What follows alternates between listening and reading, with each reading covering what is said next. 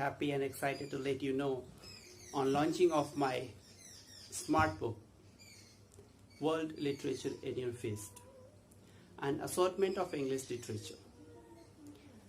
Now, today is the day when I am going to tell you that why this is a smart book and why this book is different from other book available in the market.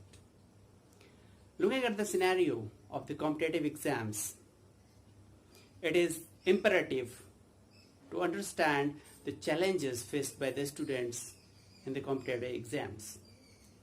When we talk about specifically about the English literature, then the syllabus of English literature according to UGC, University Grant Commission, the syllabus is like ocean.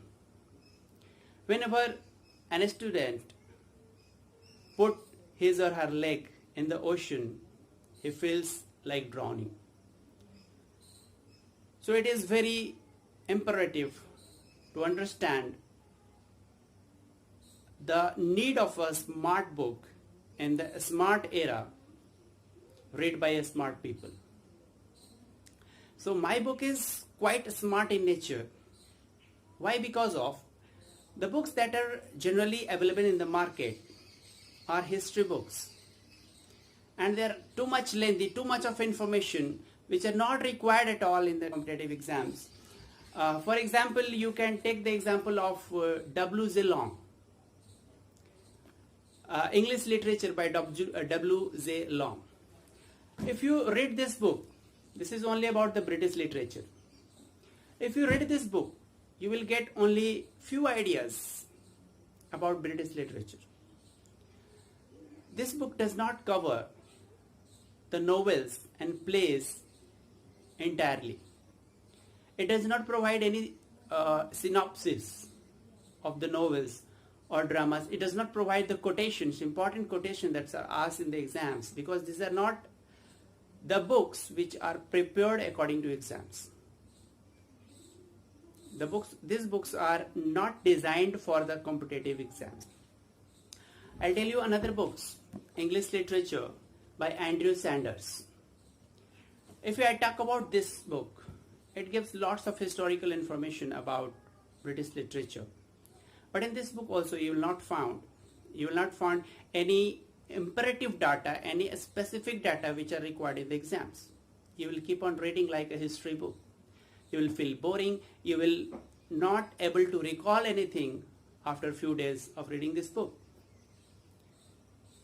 Now, the book which is very trending nowadays is Critical History of English Literature by David Acheson. It has 2 volumes and both are bulky in nature. If you read these 2 bulky books, it will only cover the British literature. If you go for another book, this is by W.R. Goodman. It also contains 2 volumes. These are the bulky books. If you read these 2 books, then you will get the idea of British literature. So this was all about only British literature. What about the other literatures that are being covered in the competitive exams of English literature? There are other literatures like American literature, Canadian literature, African literature, Asian literature, literary criticism, cultural theory, lots of things are there. And for that, you will have to go for the different books. For cultural theory, you will have to go for the cultural theory book. You will also have to go through the glossary of terms for understanding the typical terms available in the books. For Indian literature, you will have to read the Indian book, the literature of Indian book. For American literature, you will have to read the book of American literature. For Australian literature, you will read different books. So altogether, if you read the entire literature, you will have to go for 15 to 20 books. That is not so easy. So I have tried to assort all the things together. In this book, this is about the world literature. All the literature in your fist. You need not to go through any book.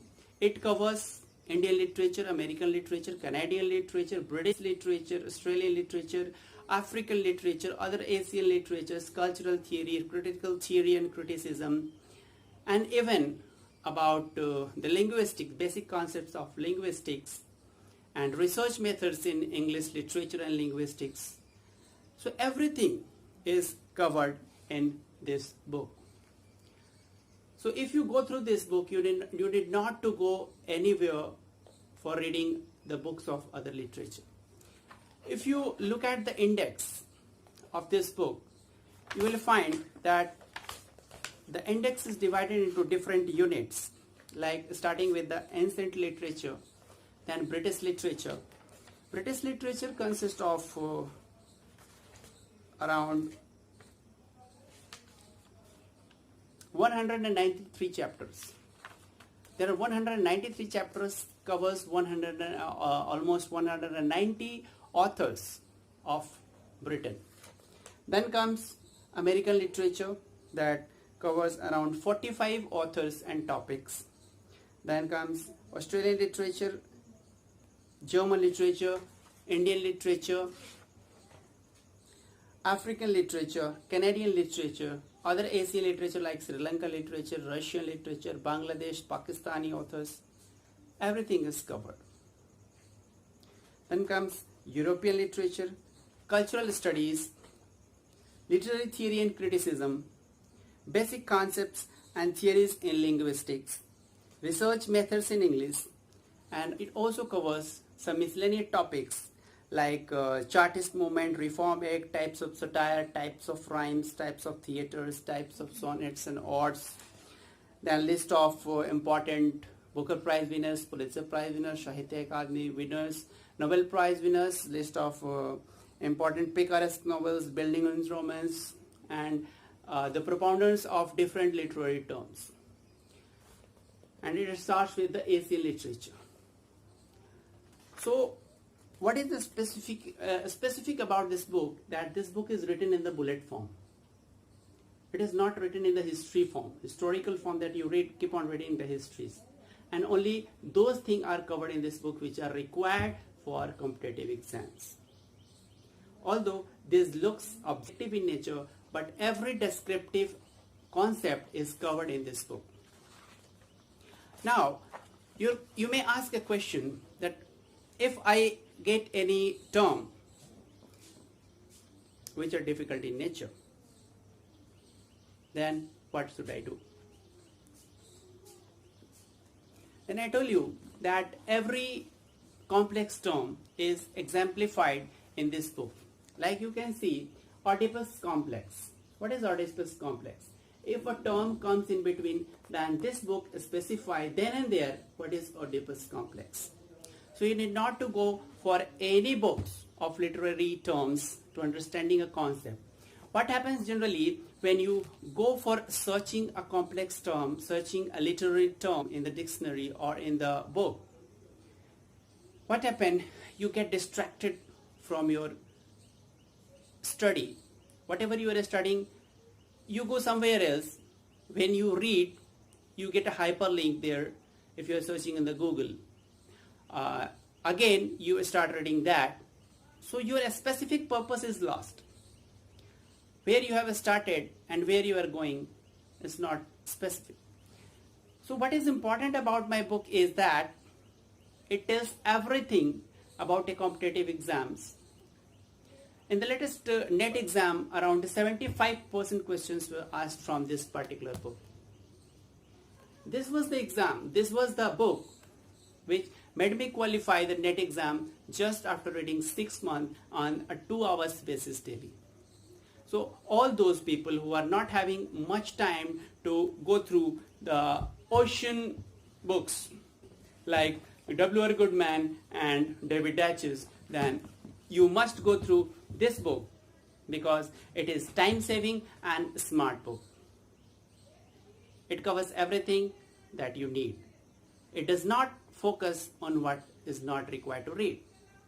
Because in the competitive exams, the most important thing is what to read and what not to read. So this book says what to read. You will not get distracted anywhere. So you must go for this book if you are a scholar of English literature. I specifically recommend for the competitive exams. Thank you so much. I wish you a very great and grand success ahead. Thank you so much.